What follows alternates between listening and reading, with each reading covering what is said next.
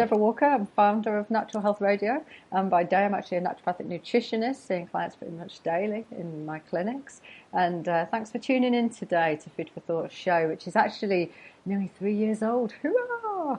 3 years we've been going, and we've got about 20,000 people who hook into the feed every single month. So thank you very much for coming and joining us. I very much appreciate you listening. Now, we go out each month, and you can get the podcast in a variety of places: SoundCloud, Spreaker, and of course Natural Health Radio. So if you want to know more about Natural Health Radio, get yourself over to the website, or join us on Twitter at Nat Health Radio, and all those sorts of social media type things, Facebook. Come and join us. Come and say hello to us all the different hosts. Anyway, so today on Food for Thought, I've actually got Max Tuck back on because she's written another book, and she's finally got it out. Well, to be honest, I say finally very tongue-in-cheek, because she kind of comes under the banner of phenomenal woman, let's face it. You do, Max. Thank you very much. I'm flattered, I have to say. Well, last time you were managing to write it, do workshops, and I think you were running a marathon. You're training for a marathon. And so you were achieving absolutely everything and putting us all to absolute shame. But anyway, hello, welcome back. And what are you doing at the moment, hello. Max? What am I doing at the moment? I'm thinking about what to do next. So if you've got any suggestions, then no, I'm planning a holiday because I've been working like an absolute idiot, and the marathon is now finished, I'm glad to say, and I've no intention of running another one in the near future. So it's book launch time, isn't it? I guess. I think that's the next thing. So I'm plotting book launches. I'm going to have one near my home in Southampton, which should be early to mid-September, and then I'm planning some more for London later in the month of September. So more news coming up soon. Brilliant. And the latest book is actually called Love Your Bones, and it starts with a brilliant question, I thought, which is, why do we need another book on osteoporosis? But there is actually a really good reason for another book, isn't there? Because sadly, since we last spoke, the data on bone health is actually getting worse, not better, isn't it? It certainly is, and it's now predicted that even more people are going to be suffering from this disease. And I think the statistics for Canada are actually the most frightening, and those are such that by the year, I think 2020, it's anticipated that the risk of osteoporosis, or the incidence in Canada alone, is going to quadruple. So if that's not a scary thought, I don't know what is. And what's happening in North America is also mirrored by what's happening here in the UK and in Western Europe in general.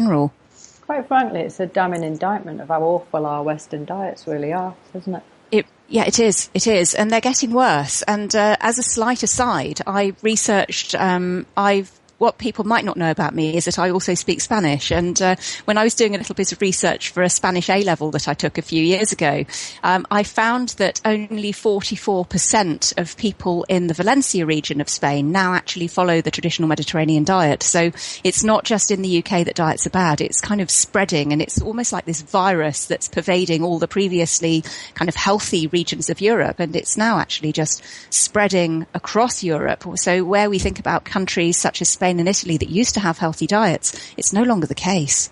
And that's quite sad, isn't it? Because our Western diet is the advice that's given out is obviously categorically wrong when you consider not only the bone health but the heart disease, the cancer rates. Nothing is going in the right direction, is it?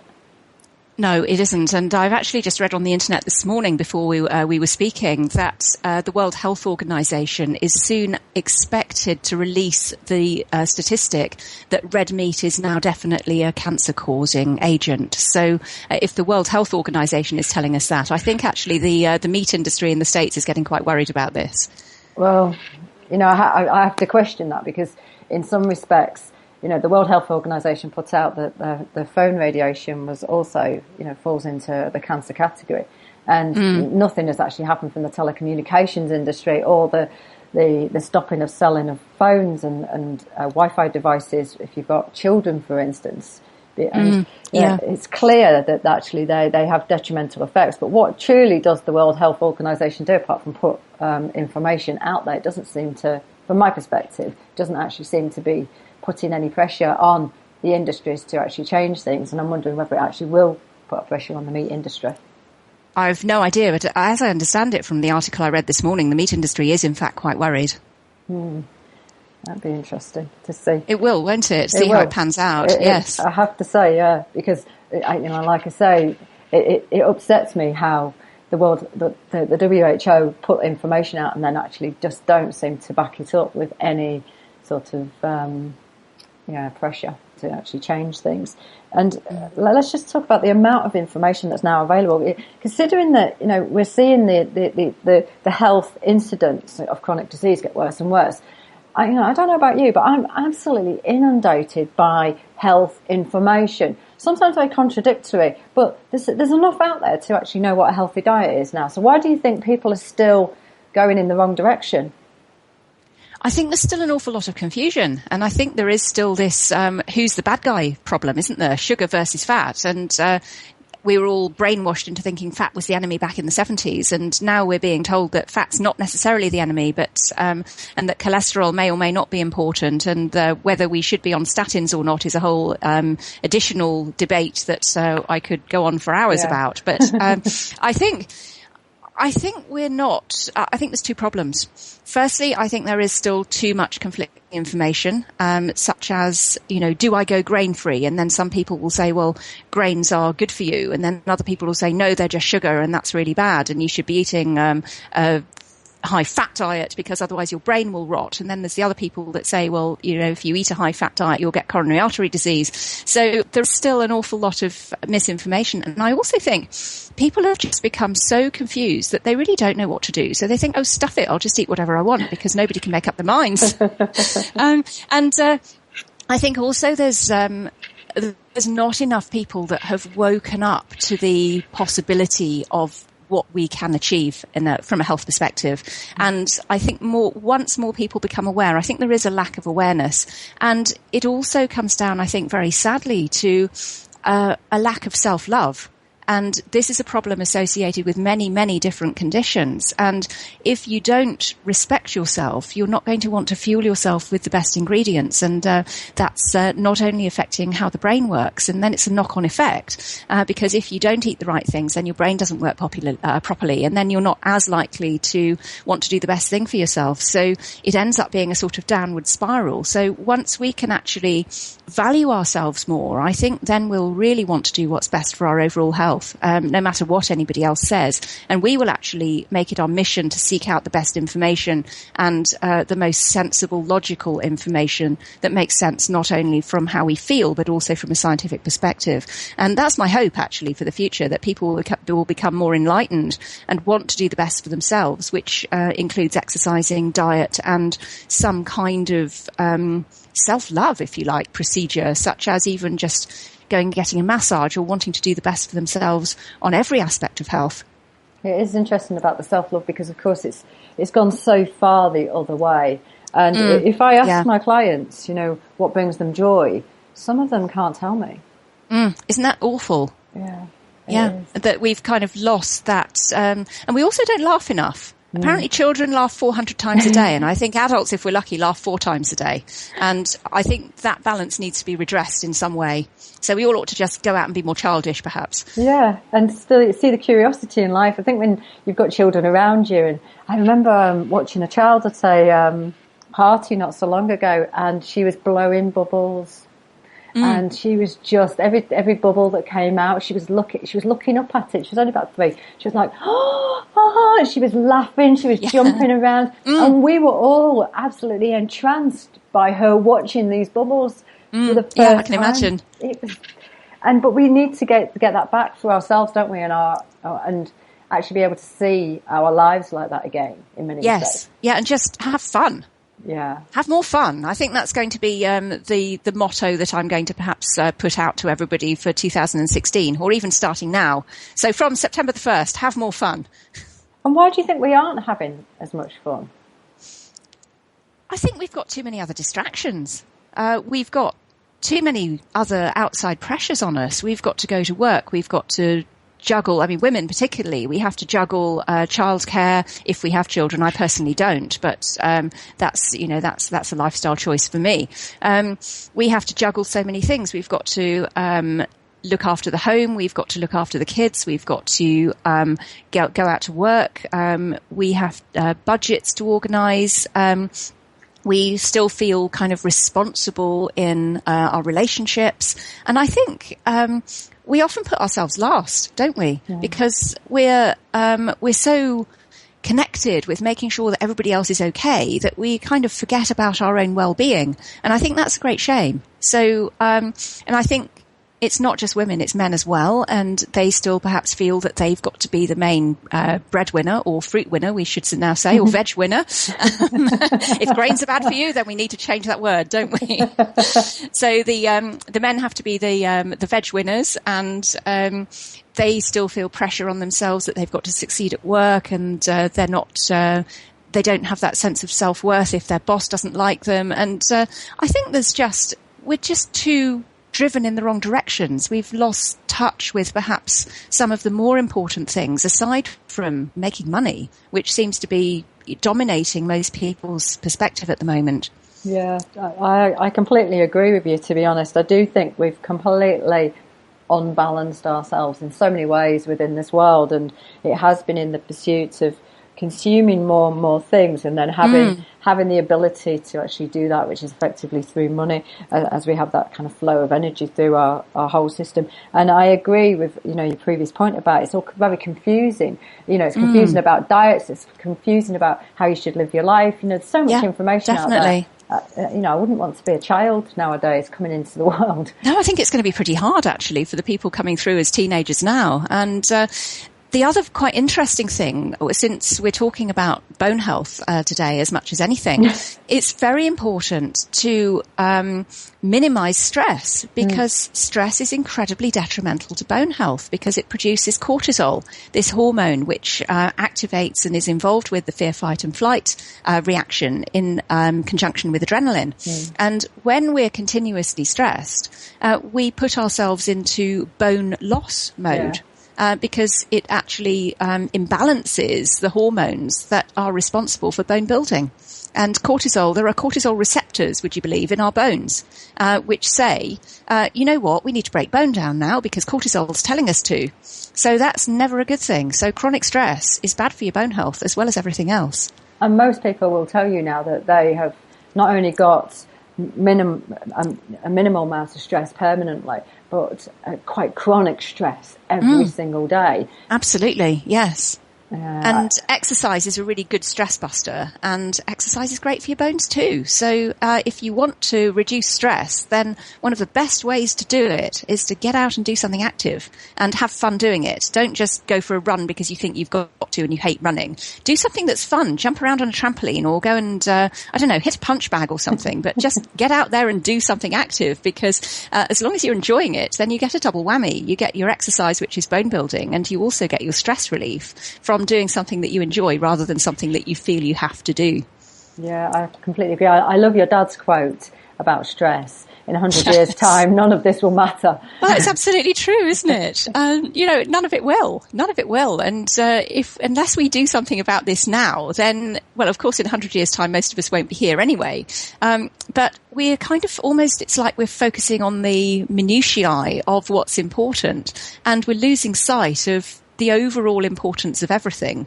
And if we just focus on, that person was really rude to me today, and we kind of let that grumble away inside us, then we're losing sight of the bigger picture, which of course is we're all interacting with each other, and most people are lovely and have our best interests at heart. So it's dwelling on one thing is never a good thing, because next week it's not going to be important. Yes, I completely agree. Michael, what he does is when I'm getting things out of perspective, he actually shows me the picture of the Earth from space. Yes. Says, you are there. You are there, and there's all this other stuff around you, and that's more important. Now, what's interesting for me was you made a comment, talking about stress, but I want to bring that through to another aspect of what has happened because of stress, and probably long-term stress on the body. And that's a really sad story about one of your friends who died quite early, who really didn't look after his health, did he? But did triathlons fairly regularly. Yes. He was actually a long distance Olympic cyclist. He was in the Seoul Olympics in 1988, and I used to do triathlon training with him in the early 90s. And he was amazing. He just had the most fantastic body. He was tall, he was strong. He was kind of indestructible, and he believed he was indestructible, I think, with the way he treated his body. And he died when he was 34, from a combination of goodness knows what, but excessive training. He used to go and cycle 60 miles fast before breakfast, for example, and he ate a really bad diet, and he just never took any care of himself. And it was amazing that he actually came sixth in the Olympics, because you just think, well, what could he have done if he'd been on a good diet? So that's another story, but no, it was amazing. That was a loss of a good friend, and he just had so much to offer the world. He was a great character and really good fun to be with, and it's just a shame he's not around anymore. And the thing for me, though, is that I'm not that when I read that story in your book, that is very representative of quite a few of the amateur triathletes that I'm seeing and Ironmen that I'm seeing. I hate to say it, but so many of them are not eating correctly, not eating enough, in chronic deficiency states, to the point where I'm struggling to understand how the body's still functioning in some cases. And they will train and train and train on very little food. In fact, less food than I eat. I'm about 7.5 stone. And, I am astonished at what some of them are consuming. And, or some of them not eating any vegetables, no vegetables at all in some cases, just literally junk food, and very much sweets all day, sweets and fizzy drinks all day, some of them. It's amazing though that you can survive. Not only that you can survive on that, but you can also perform on that. But I think one of the things, unfortunately, that's driving this kind of behaviour is advertising, such as if you're strong and fit and doing loads of exercise, you can get away with eating all this sugar because the body needs sugar to fuel it. And obviously what they're doing is they're promoting the wrong type of sugar. But recently on some of the races that I've done, so for example, Brighton Marathon I've recently done, that was in April. And before that I did the Great South Run, which is a bit of a favourite down here, a 10-miler on the south coast in October. And at mile 9, they give you jelly babies. I mean, for heaven's sake. And in your goodie bag, you should just see what's in the goodie bag. It's absolutely awful stuff. And you get fizzy drinks full of God knows what, food colouring and aspartame and artificial sweeteners of other types. And it really is amazing that they're promoting this stuff to athletes. And because athletes are vigorous people who are doing a lot of training, they've just been brainwashed, I think, into thinking that they need sugar, and it doesn't matter where that sugar comes from because they're doing all this exercise, they can get away with it. But I'll tell you something, athletes, you can't, because your body's going to break down on you. And just go into the fizzy drinks, because you talk about the fizzy drinks in your book. And I don't just want you to talk about the fizzy drinks, actually, because most people know that fizzy drinks are not good for them. And if you don't know by now, then I'm quite shocked. But talk about these caffeine drinks, because these are a massive bugbear to me, these caffeine fizzy drinks that are sold as energy drinks, or are sold aimed very much at children. I've had this experience myself, very much at children, with pink lemonade drinks, which are packed with caffeine.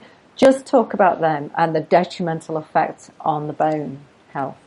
Well, caffeine is an interesting one because it's been found that women who drink more than 3 cups of coffee per day increase their osteoporosis risk by about 50%.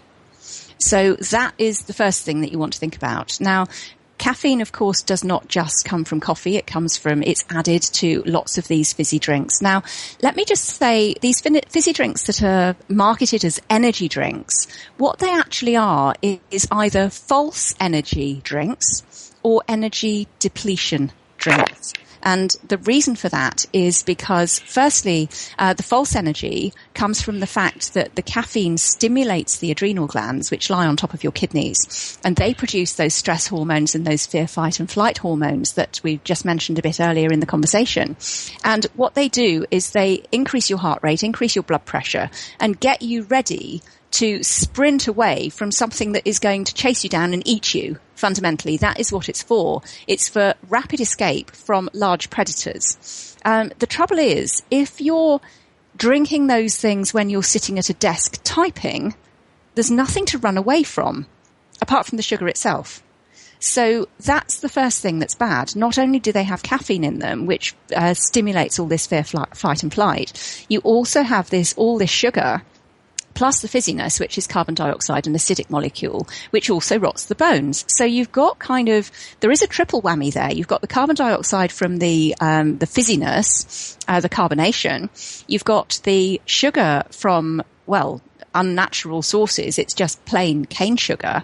And you've got the caffeine, which is going to exhaust ultimately your adrenal system. So unfortunately, you've also got another problem, and that is the can itself. So it's not just the fact that this is a fizzy drink that's got sugar and caffeine in it. It's the fact that it's a can that's usually lined with aluminium, which is detrimental to bone health. So not only have you've got kind of everything in a can to make your skeleton disappear in that one package. You've got the sugar, which increases your adrenaline response by up to about 400%. So 4 times it stimulates adrenaline. And then, of course, you've got the detrimental effect of the sugar, which has the effect of, unfortunately, leaching calcium and magnesium out of your bones and into your urine. And that has been clinically proven. And you've also got the caffeine, which is just making your brain work overtime. It's aggravating the central nervous system, and it's stimulating adrenaline production in another way. So all in all, it's an absolute disaster. And so if you're sitting at a desk thinking, oh, you know what, I feel a bit tired, you drink one of these things, you'll get a spike of false energy for about half an hour. And then what's going to happen is you're going to get a massive, great crash. And it'll either happen within 30 minutes or it'll happen within 2 hours. Somewhere along that spectrum, you're going to get a crash. And the reason for that is the body's saying, hey up, he's just drunk this load of stuff. I've got all this sugar in my system. I need to secrete a load of insulin from my pancreas to drive it into my cells. Otherwise, it's going to kill me, because high blood sugar kills you. So you've driven all of this sugar into your cells, and then what happens is that the insulin falls off again, but not quickly enough. So you then get a sugar slump. So you actually end up with hypoglycemia, too little blood sugar. Yeah. And as a result of that, then what happens? You think, oh gosh, I'm tired. I need an energy drink.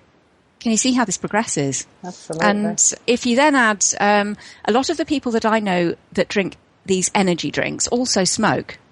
So you drink an energy drink and then you think, oh, I'm a bit tired. Oh, I'll have a cigarette. And good grief, you're just writing yourself into an early grave if you're onto that cycle, unfortunately. There's just, you have to do something about that if that's the way you're living right now. Well, what scared me was how they're being targeted at children. My experience was that we took the kids out and we were walking up a hill, and one of them had a pink lemonade. Quite a youngster, and one of them had a pink lemonade. And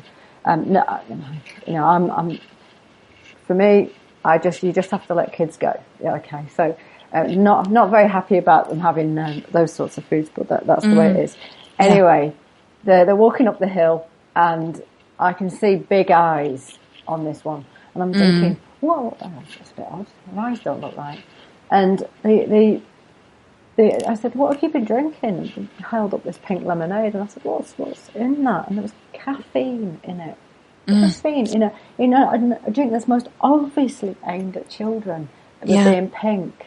It's really bad, isn't it? It's really bad. It's marketed towards that age group. And I was absolutely horrified. The detrimental effect to the child is just beyond anything I want to even consider. Yeah. Yeah, it really is awful with the marketing that, and also parents think that this is something good to be using. And there's another incident which I actually wrote about in my previous book, The Whole Body Solution, which was released last year. And in that, I wrote about one of the karate sessions that I was at. And it was originally part of my blog, which was entitled Anyone for a Sports Drink, which is still available on my blog at therawfoodscientist.wordpress.com. And I actually wrote that I was paired up with one of the juniors in the club for some fighting practice, and he was about 12, and the room was absolutely steaming. It was so hot, it was like a Bikram yoga class, to be quite honest. And I always put a lot of effort into my training, and I was absolutely pouring with sweat. And the instructor just said after about 3 minutes of training, I could have gone on for about another hour, but after about 3 minutes of training, he said, does anyone want a drink break? Anyone want a water break, I think he actually said. And this little 12-year-old, who'd hardly even broken a sweat, toddled off to his sports bag and pulled out this blue stuff. And goodness knows what it was, but it was clearly one of these sports drinks, and I don't know which brand, but you know the type I'm talking about. And he had a glug of this and then came and lined up and across from me again, just for more fighting practice. And I thought, well, yeah, now I'm going to look up what he's just drunk. And it was absolutely amazing, the ingredients. And you think you're giving this to a child that's hardly even broken a sweat, thinking it's good for him. So the advertising is so insidious that it's almost like these subliminal messages initially, and then it goes up to a full-blown, you must buy this for your child, otherwise he'll keel over after 3 minutes of exercise. Absolutely insane. It is absolutely insane. Let's talk about other false information.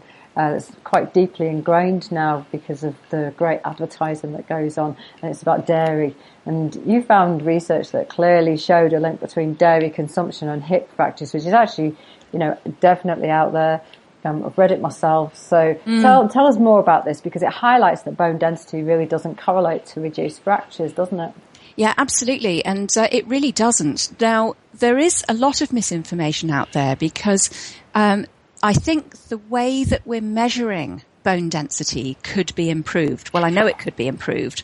And the way that we're assessing fracture risk definitely needs to be shaken up. And there is some technology that's coming through that's going to really revolutionize the way that we look at fracture risk. But at the moment, firstly, let's just say that bone density, so in other words, the thickness of your bones as measured on a typical bone scan, doesn't always correlate exactly with how likely you are to break a bone. And that might seem a little bit backwards, but if you look at the Southeast Asians, who are very slight, small people with very light frames, their bone density is quite a lot less than those of us in Western Europe. But their fracture risk is also a lot less, because of a lot of factors, but notably their diet is very, very lacking in dairy products. So good for the Southeast Asians is what I would say.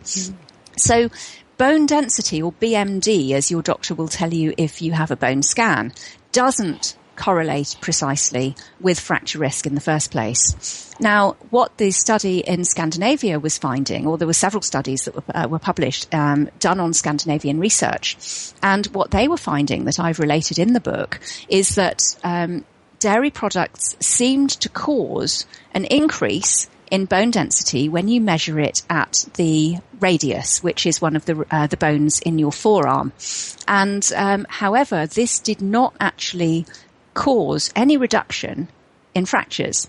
And then other research indicated that the more dairy product consumption there was, so a separate study entirely, the more dairy product consumption there was, the higher the incidence of femoral head and neck fractures, so fractures of the hip, were actually higher in those that had the highest dairy product consumption. So the fact that, we're being advertised to saying drink milk for strong bones, or milk, have you got it, or dairy makes sense, or however many other of these, sort of lobbying articles that we're getting through from the dairy industry, it doesn't make sense, because dairy products, whilst they may, in some people, in some studies, indicate slightly increased bone mineral density where it's measured in certain parts of the body, it actually increases fracture risk rather than decreases it. So that tells us two things. Firstly, dairy products are not a good source of the bone-building minerals that we have been led to believe. And secondly, we're not measuring the right thing. What we should be measuring is fracture risk in a number of ways, not necessarily just relying on bone density to tell us whether we're likely to break something in the future as we get older. So I've written about this in the book in quite a lot of detail, about some new research that's coming over from the States, about a new technology that should, if we're lucky, in about 5 years' time, revolutionize revolutionize the way in which fracture risk is diagnosed. And I'm really excited about this technology. And the scientists that I spoke to in California are very excited about it as well. And there's a lot of development going on over there. So I would say watch this space, but you can read all about it in the book. Well, I was astonished about the amount of fractures that we actually experience across the world. It's actually huge, isn't it? Yeah, it's absolutely massive. And I think it's something like every 9 seconds somebody breaks something. Every 9 seconds. And that's only set to get worse. And it also has to be acknowledged that some of those sustaining those fractures actually don't return to normal life at all, do they? About a fifth of all those who have hip fractures die within 1 year. Yeah, I know. It's absolutely amazing. And there's only about a 30% what I would call proper survival rate. Now, when I say proper survival rate, I don't mean that that you die from it. You've mentioned the 20% that will be dead within 1 year.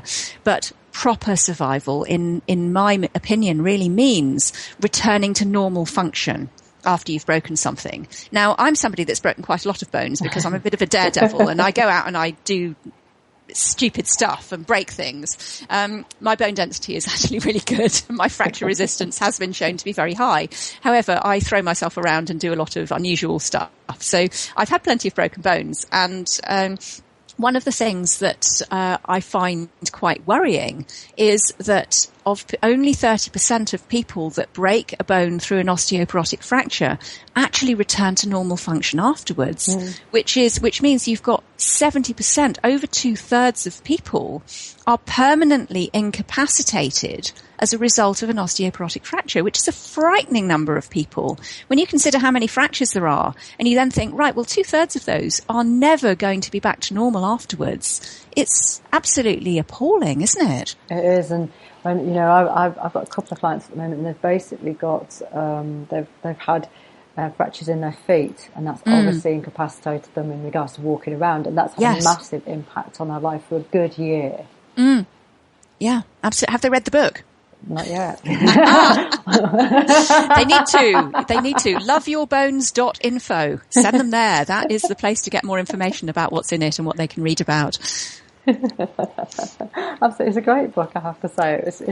I learned something really fascinating from it actually, and that was that every part of the plant has a different pH, and that this is something I'd never considered before. Yes, it does. That's some information that I don't know where that came from, but I keep all my lecture notes whenever I've been to a talk about any aspect of health, and I continuously keep myself updated with what's going on in the health field all the time, and I've done so for the last 25 years. I'm a bit of a sort of lecture boffin, really. I like to go and hear expert speakers in their field. Yeah. And I keep my lecture notes from all of these talks, and it was just something that I'd written about in about 2001, I think. A talk I went to was talking about the different pHs of the various parts of a plant, because ultimately, I'm a plant eater and I like to know what's in my food. And so, yes, the roots of plants tend to be mildly acidic. So when we think about foods such as potatoes, we know that in the body they are quite dramatically acidic. Particularly cooked white potatoes are very acidic, and that has a detrimental effect on bone health, unfortunately. And then as you move up the plant, the stem is kind of pH neutral, and the leaves are alkaline because of the different mineral composition that we get with leaves which have high proportions of chlorophyll. So with chlorophyll, you get magnesium, because magnesium is present in the chlorophyll molecule. And magnesium is an alkaline mineral, which is very good for bone health. So think about the top of the plant if you want bone health. Think about the leaves and all the greens, because they are the best for the mineral content that actually boosts your bone production. It was a fact that it stopped me in my tracks, and I had this whole... Oh yeah, why had I never thought about that moment? I know, it's one of those things though that unless somebody points it out to you, that makes sense. Yeah. For a whole day I walked around thinking, I never even considered that. It was almost, I was almost going, no. Now, you talk about something, well actually Professor Hamza talks about something that's very dear to my heart, and it's in relation to the actual bone glue that you had a conversation with him about, and he points out something very clearly about how the absence of water stops the bone glue from reforming, and how hydration is absolutely essential. And that links back to our fizzy drink, and people hydrating themselves with fizzy drinks and these caffeine drinks again. So just talk to me about hydration and that conversation that you had with him, because it's absolutely fascinating. Yeah, in the book I've interviewed a scientist called Professor Paul Hansmer, and he is working on this new technology for working out our likelihood of fracture. So that's just a little bit of background on him. And one of the things, yes, it's really important to firstly say, we tend to think of our bones as sort of almost like lumps of inert rock, don't we? Unless we've broken one, and then we know that they're very much living, and they have a nerve supply and a blood supply. But when we think about bone tissue, we don't tend to think that it has water in it. But our bones are actually made up of 40% water. So even something that is fairly dense and solid like bone tissue, it has a high water content, and bones can become dehydrated. Now, bone glue is this rather fascinating stuff that kind of holds it all together and is responsible for a certain degree of elasticity and fracture resistance in our bone tissue. And it doesn't work terribly well if it's dehydrated. So hydration on a cellular level is absolutely vital for health of everything. It makes your brain work better. It makes your muscles work better.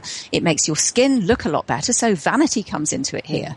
But it's also really important from the perspective of bone health. So if you are hydrating, and I use hydrating in inverted commas here, yourself with sports drinks, fizzy drinks, and dare I say it, coffee, then unfortunately your bone glue is not going to work terribly well, because it will become shriveled up, in effect, for want of a better word.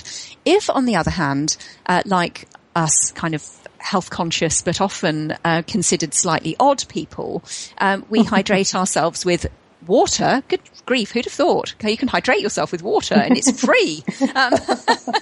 And even better, green juices. Now, if you hydrate yourself with those things, then you're really going to be off to a very good bone building start and bone health start, quite simply because the green juices contain all the alkaline minerals, and they also contain really good, what I describe as organic water. In other words, water that's from a plant, in the case of my green juice, celery and cucumber, which is incredibly hydrating because it's got the electrolytes which drive the water into the cells. So it kind of almost super hydrates you, if you like. And that is the stuff that's going to be really, really good from the point of view of bone building, because it will hydrate every aspect of your structure. So your cells will become better hydrated, which in turn means your bone cells, and there are bone cells, your bone cells will be better hydrated, and your bone glue will be better hydrated because it won't have shriveled up. So it's really important. Hydration is very overlooked from the point of view of bone health, but it's important for everything. And this is something I always stress. So whilst my latest book is called Love Your Bones, it may as well have been called Love Your Whole Body, because everything that you're doing for bone health has a positive effect on every other aspect of your structure and function. Yeah, it is interesting in regards to how when you do one thing, it just has this whole ripple effect across the whole body. You never really focus on one area of the body. When people come to see me and they'll tell me a series of symptoms, and they might write afterwards and say, is this plan going to address this? And it's hard to not kind of almost says, of course it is. You put it in your body, it's going to unpack everything. It's going to have this beautiful ripple like a tide, going in and out. It inevitably has that effect. It can't. It doesn't just go in like a medication. No, exactly. And just deal with one area. No, and the body is a whole entity, isn't it? And just as something that we do that's good for us is good for every aspect of the body, something that we do that's harmful for us is bad for every aspect of the body. So again, this morning I've been on the internet browsing some various studies, and I read that one meal of junk food, one meal of takeaway or whatever it happens to be, other burger chains are available, etc. You know what I'm talking about. It messes with your blood sugar. It reduces your DNA function. So one meal of junk food actually alters your DNA. Can you believe that?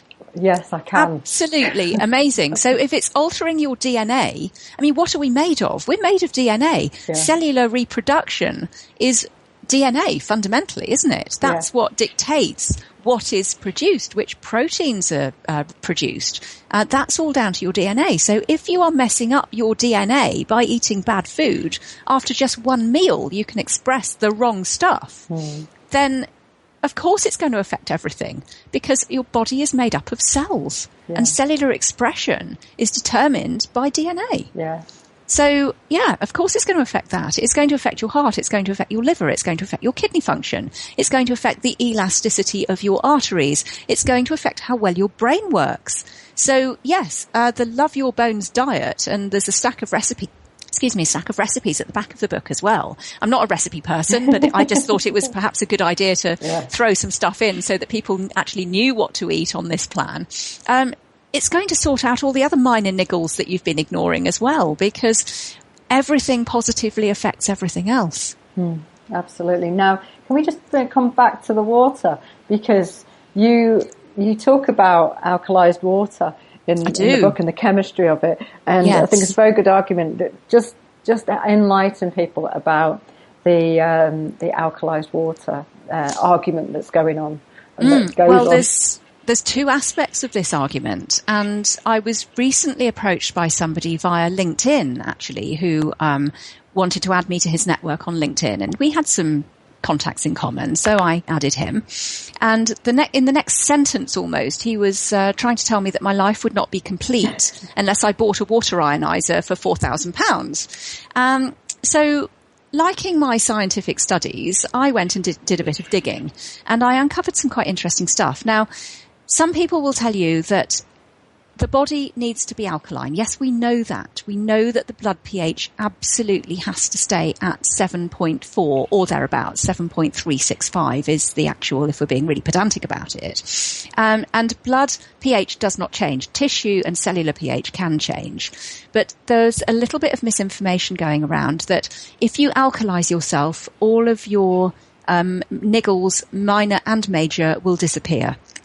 So, for example, if you've got cancer, if you drink alkaline water, your cancer will go away. If you've got arthritis, if you drink alkaline water, your cancer will go away. Unfortunately, it's not as simple as that. Now, drinking alkaline water won't actually make you more alkaline. And that might sound a bit weird. It might make a tiny difference. But what we have to think about is water is what is described as a weakly buffered solution. In other words, it's not terribly good at influencing the pH of other things. So, for example, if you try to drink alkaline water, what's going to happen? First of all, it hits your stomach. And the stomach is acidic, of course. It produces hydrochloric acid, which is necessary for digestion. So we do not want to dilute out our hydrochloric acid. It's important stuff. It's there for a reason.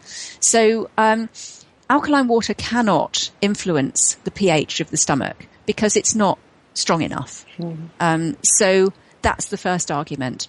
The second argument is that the pH of water is affected by certain things. So it's affected by dissolved solids, in other words, how much mineral content there is in there. It's affected by temperature.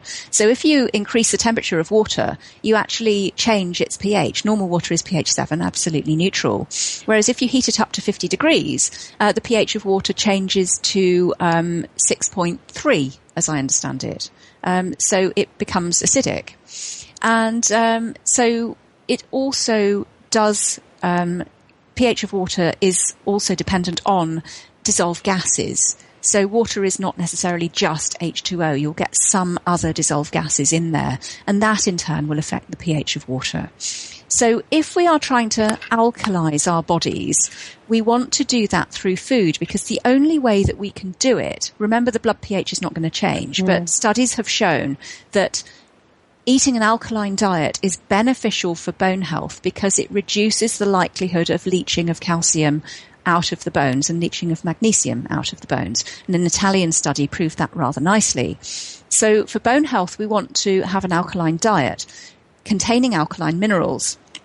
But alkaline water won't do the same thing because it's a solution rather than the minerals coming from food. So unfortunately, there's also another downside of alkaline water, and that is animal studies have shown that it can actually produce changes in the myocardium. Now, the myocardium is a very important part of heart muscle. So heart muscle fundamentally is the myocardium.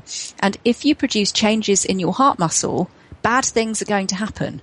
So drinking alkaline water over a long period of time has been hypothesized because of changes seen in mice and rats in these studies. It's been hypothesized to actually be incredibly damaging in the long term, not only to laboratory animals, but also potentially to people. So I would advise against trying to alkalize via drinking water. And there's other methods of alkalizing your body that also won't work, such as some alkaline oral sprays, which are nothing more than chalk. They won't work either. So, you need to be quite careful about what you're reading and what you're believing. And as I understand it, water ionizers, although there's been an awful lot of research in Japan that indicate that producing acidic water is very good for washing your skin with, because it has a mild sort of disinfectant activity. So that, could be a useful thing if we use slightly acidic water. If we use strongly acidic water to wash things down, then we'll destroy bacteria. So that's pretty useful too if we're disinfecting surfaces in hospitals and that kind of thing. But you don't want to drink the stuff because you don't know what you're doing to yourself in the long term, and it won't have the desired effect anyway. Really fascinating, isn't it? There's so many products out there, and people are using a lot of quite convincing arguments around them, and I'm glad you've kind of talked about that for me, because I know that a lot of people turn up, and I get a lot of questions about which water is right for them to be drinking. Well, there's a lot of debate. The main problem with water, and the main reason I think that we're trying to adjust what our water contains, is just because of all the pollutants in it.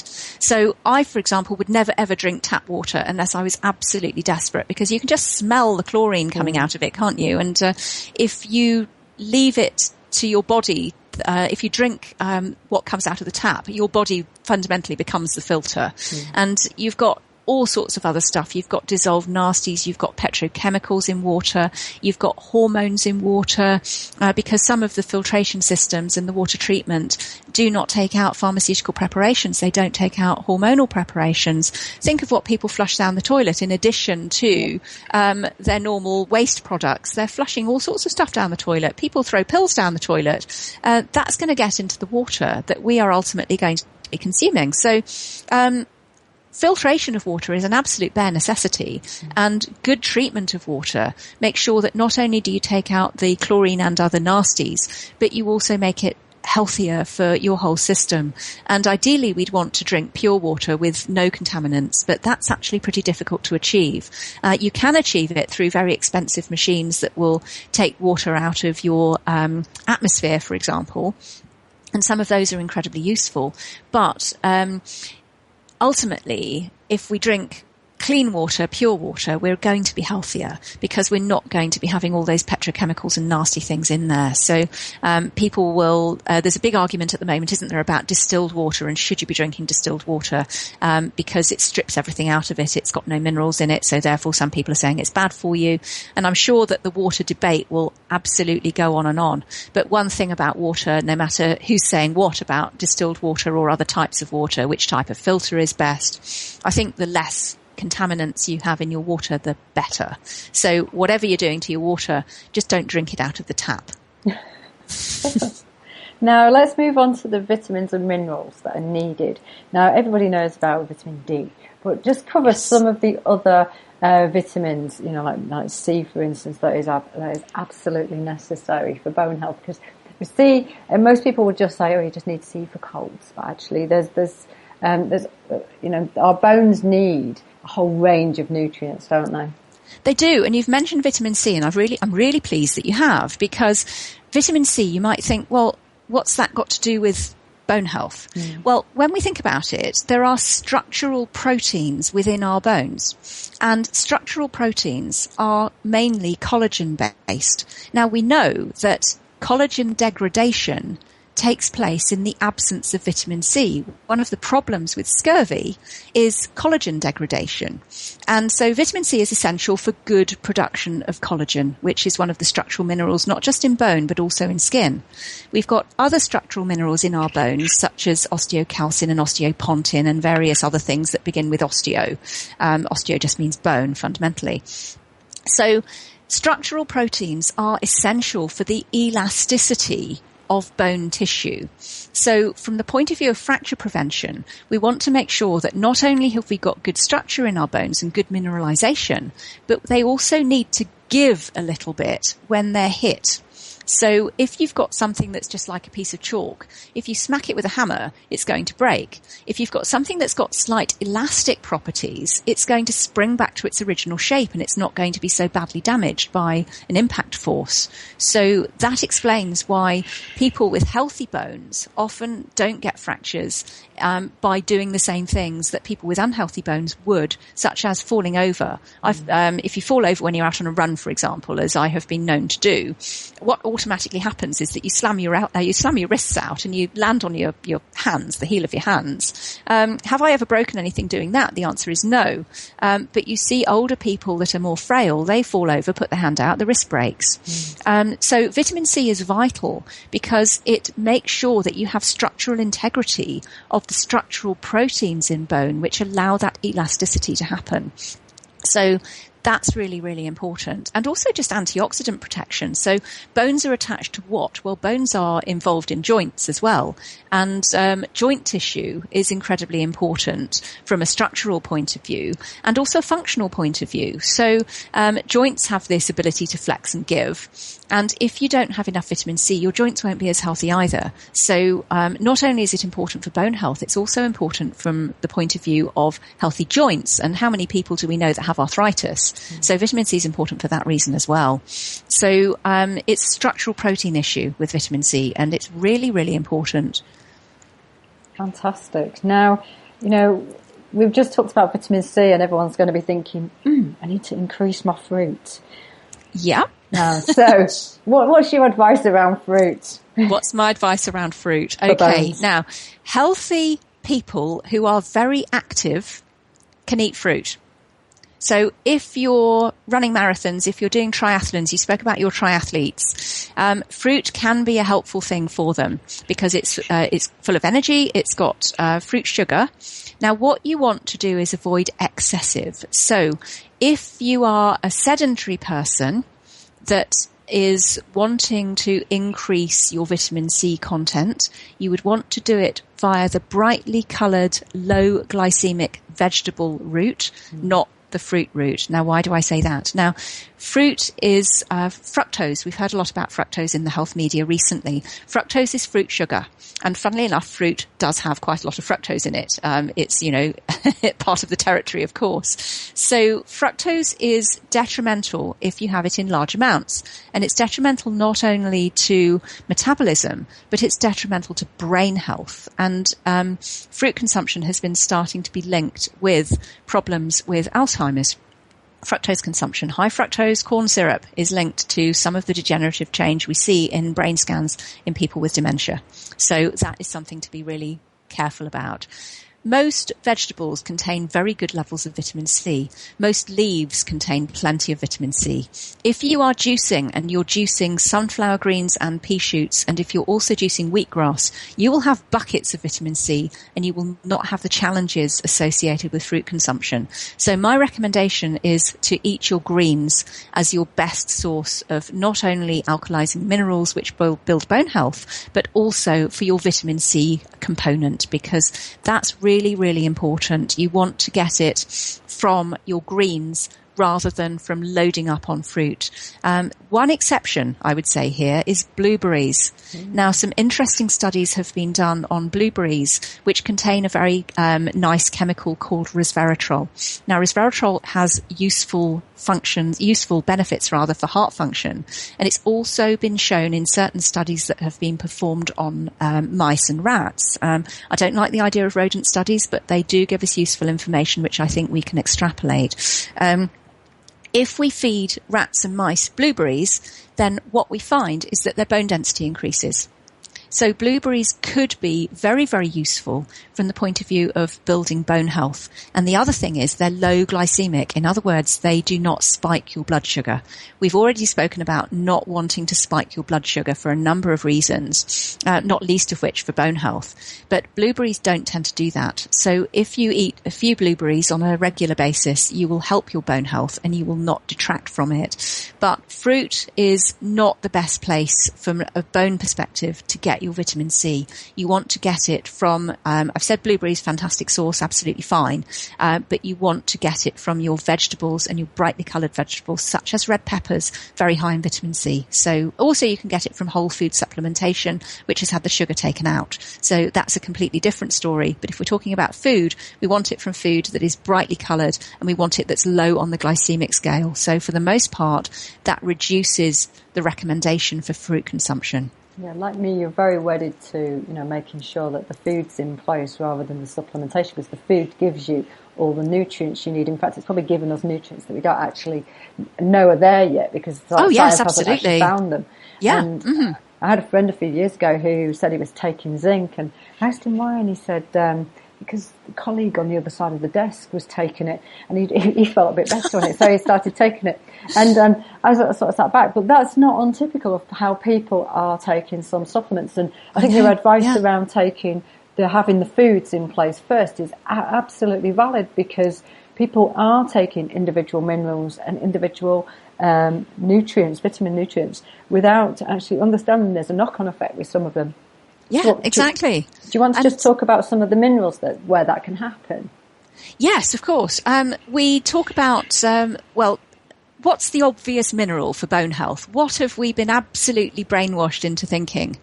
It's calcium, isn't it? Absolutely. Everybody hears about calcium. Now, some of the more enlightened people are starting to think, well, it's not just calcium, is it? Magnesium's important for bone health. Hallelujah, at last. Calcium is a problem.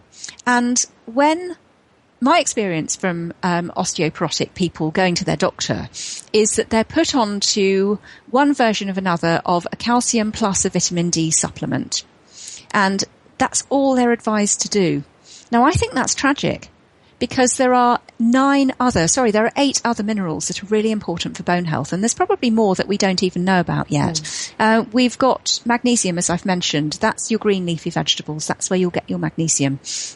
If we are deficient in magnesium, which many people are because it goes down when you're stressed, the crystals in your bone take on an abnormal shape.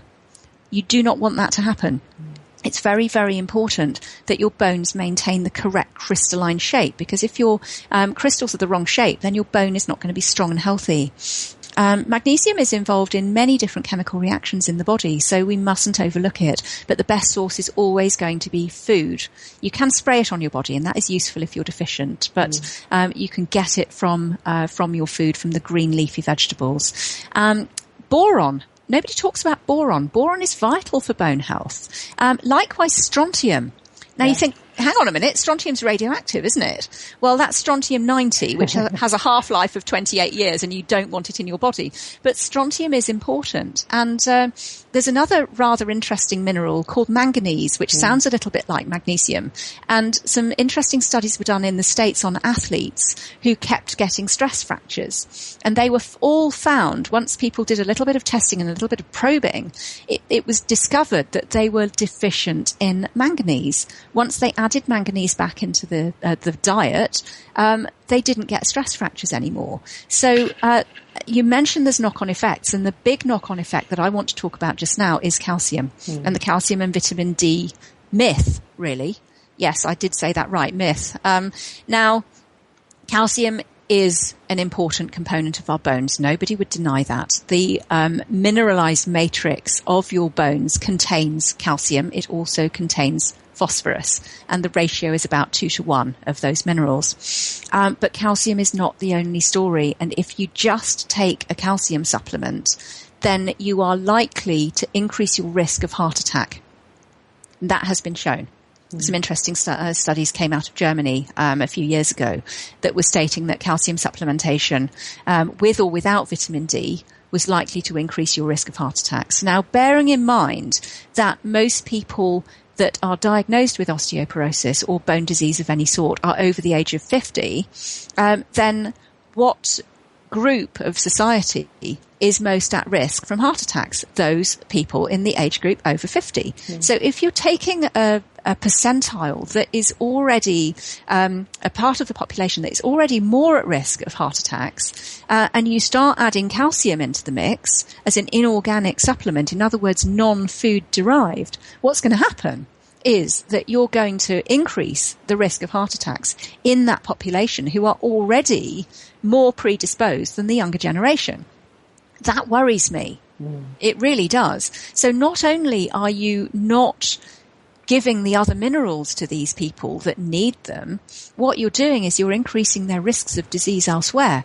Now, if you do calcium supplementation without other nutrients, that calcium may not even go to your bones. It might end up in the lining of your arteries, causing calcification and being part of the complex of atherosclerosis. Now, we know that atherosclerosis and atherosclerotic plaque increases cardiovascular disease. So you could be inadvertently causing all sorts of problems elsewhere in the body. Now, it's important to realise that most people taking calcium supplements recommended by their doctor are not taking calcium alone. They're taking it with vitamin D, which in theory makes the calcium more bioavailable. Yes, it does, and it tends to make sure that you do absorb it and utilise it. However, that doesn't stop it being deposited in your soft tissues rather than your hard tissues. For that, you need vitamin K2. And everybody overlooks vitamin K2. And one of the problems that we've got is that if you start taking calcium and vitamin D together, if you don't take calcium and vitamin D with K2, then you are potentially going to drive that calcium into your soft tissues. The vitamin K2 ensures that your calcium goes into the bones.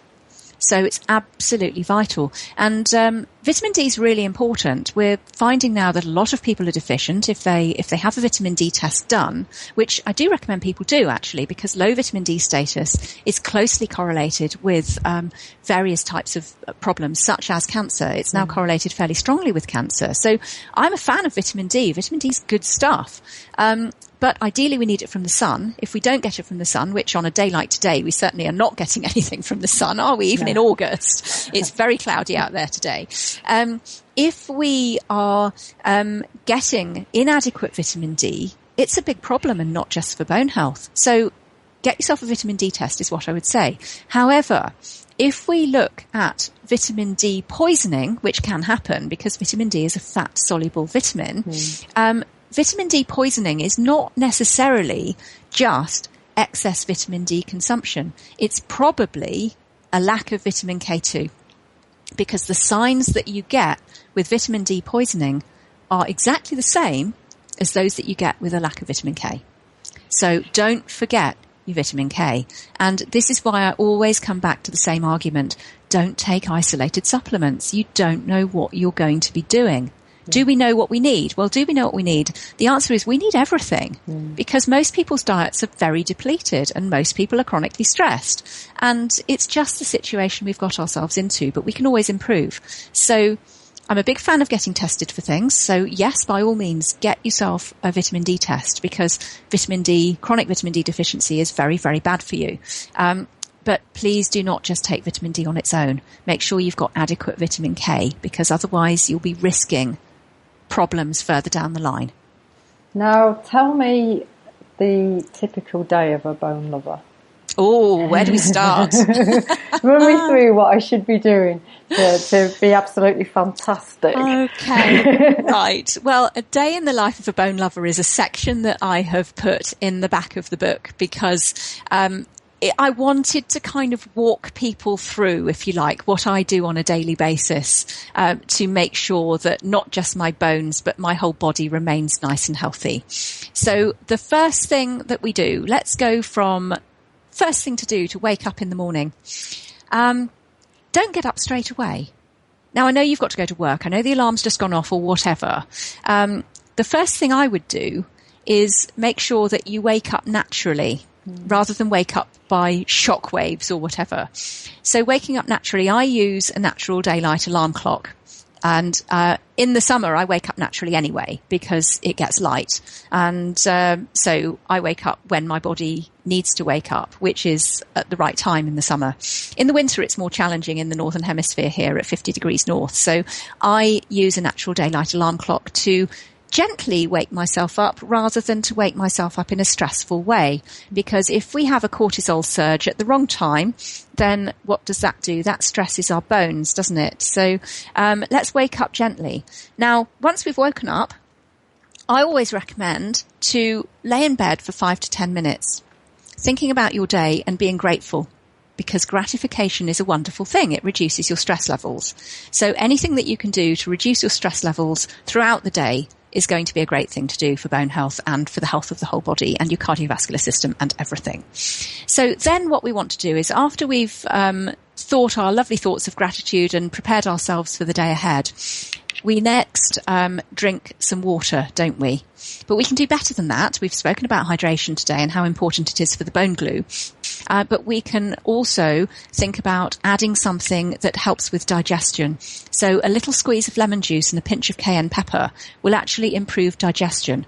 Now, what has digestion got to do with bone health? Well, quite a lot when we think about it, because we need an acidic digestion for assimilation of all the important minerals that are needed for bone health that we've touched on today. So that's the next thing to think about. So a squeeze of lemon and a pinch of cayenne pepper will actually improve the circulation and it will improve the digestion. So then it's time to have a shower or do whatever it is you're doing. If you have breakfast first before you shower, whatever you like to do. But my next tip for fantastic bone health is going to be green juice.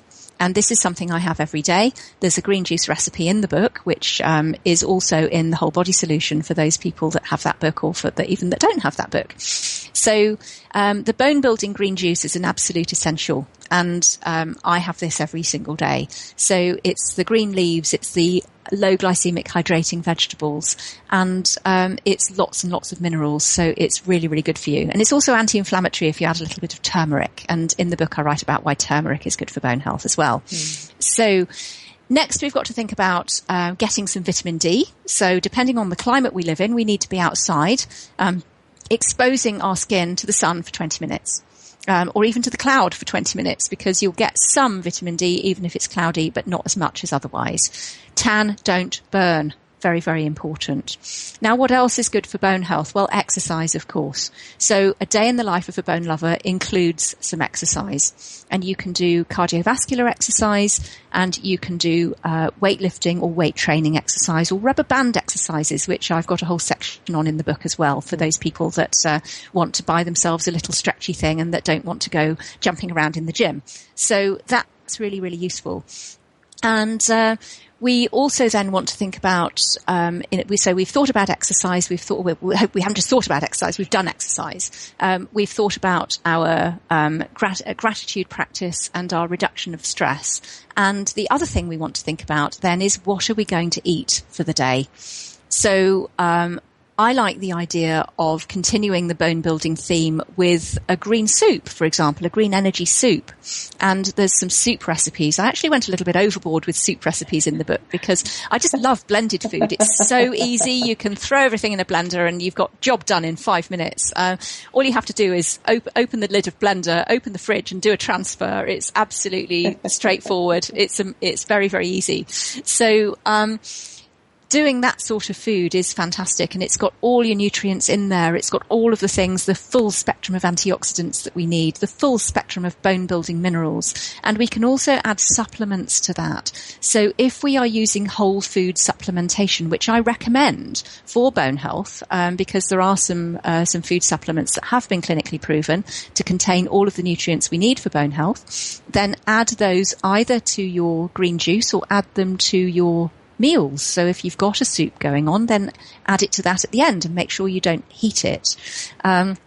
So that's something to do. And then throughout the day, think about things that we're grateful for. Throughout the day, think about stress reduction and how you can get on better with your work colleagues and how you can forgive and let things go. Remember, in 100 years' time, none of this will matter. So we also want to think about specific supplementation. Now, there are a few specific supplements that have been shown to be useful. So, for example, there's a supplement that I like to recommend to people that contains vitamin K2 and vitamin D and a lot of other of the bone-building nutrients, including strontium, but they come from plant sources. So there's a couple of supplements that you can look out for. They're mentioned in the book. So you can specifically use those. And the other thing that can be quite useful to add to your green juice is something called Biocell, which contains silica.